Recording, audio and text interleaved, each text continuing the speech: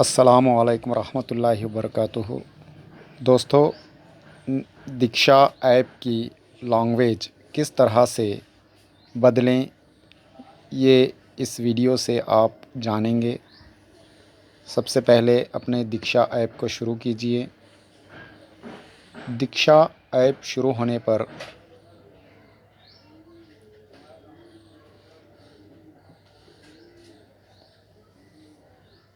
Diksha app میں یہاں پر آپ کو 3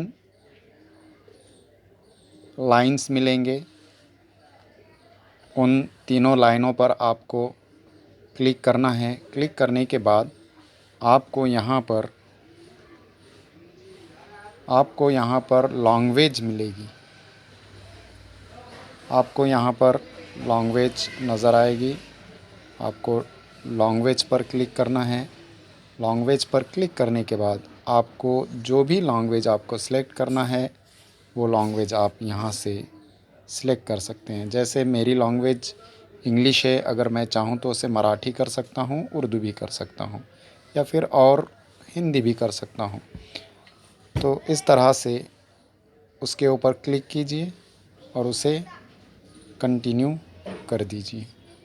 آپ کے نشٹھا ایپ کی دکشا ایپ کی لینگویج بدل جائے گی۔ شکریہ، سمجھتا ہوں کہ آپ کو سمجھ میں آ گیا ہوگا۔